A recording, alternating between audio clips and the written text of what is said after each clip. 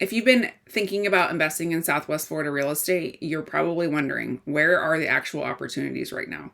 Because let's be honest, this is not 2021 or 2022. We are seeing more inventory, longer days on market, and price corrections in some of the areas. But at the same time, there are some very specific pockets that are performing and even growing. Hey, I'm Jessica Gatewood, your locally born and raised real estate expert. And today I'm going to break down some of the best areas in Southwest Florida to invest in real estate based on what we're seeing from platforms like Redfin and Zillow, local data, and obviously what's actually happening on the ground. Make sure you stick around because the last area is one that a lot of people are overlooking, but it may have some of the best long-term upside. All right, first let's talk about Cape Coral. If you Google Cape Coral real estate, you're probably going to find some articles that are doomsday. Cape Coral is still one of the most searched cities in the country on Zillow. Even with the market shifting, the demand has not disappeared. It's really just become more price sensitive. According to Redfin, Cape Coral has seen increased inventory over the last few years, which means that homes are sitting longer because there are so many options for buyers to choose from. This creates an opportunity for investors.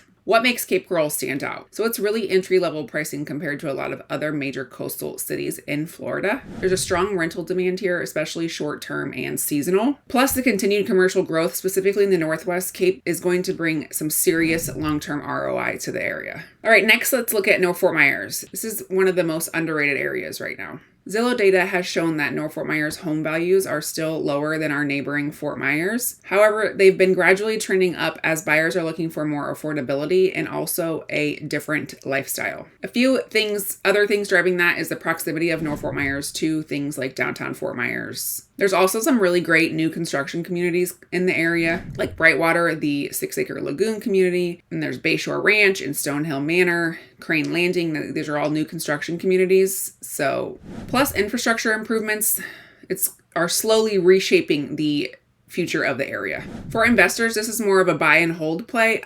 Honestly, I've seen a really decent opportunity for fix and flips in North Fort Myers. A lot of buyers that are just relocating within Southwest Florida are really trying to get that lifestyle that North Fort Myers offers, the quieter, more space, freedom to do more things on your own property. But a lot of people either have a home to sell, so they can't buy, the ugly home that needs work because they have to pull the equity out. They need somewhere to live, their money's all in their current house and they can't afford to fix the new one, or they can't logistically live in a home that they're remodeling. So I have seen some decent opportunities for fix and flips like that. That's the kind of stuff that I send out in my weekly Front Porch newsletter. If you would like to subscribe to that, the link is in the description below. All right, let's talk about Lehigh Acres.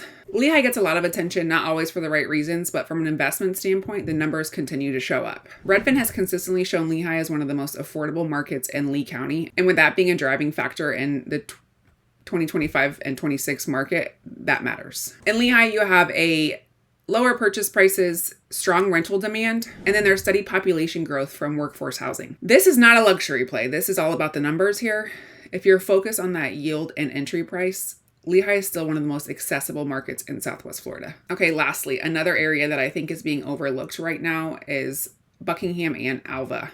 As I briefly mentioned before, these acreage style areas are quickly becoming more desirable as buyers are prioritizing privacy, space, and flexibility. Not only is it just an increased demand for larger lots, it's an affordability factor. Buckingham and Alva, even North Fort Myers, these are unincorporated areas of Lee County, so you only face county taxes in these areas, whereas in the city of Fort Myers or the city of Cape Coral, you are getting hit with city taxes and county taxes. So a lot of buyers are being priced out of those areas on top of just wanting more space and privacy and not to be, told what I can and can't do with my property every hour of the day. From an investment standpoint, that's a lifestyle trend that I really don't see going away anytime soon. The hobby farms are huge right now. Homesteading is huge right now. I think any way you look at the eastern portions of Lee County, it's mostly positives. So what's the takeaway? The Southwest Florida market right now is definitely not a throwing money at anything and seeing what sticks. It's definitely about being strategic. Cape Coral is great for long-term ROI and rental income.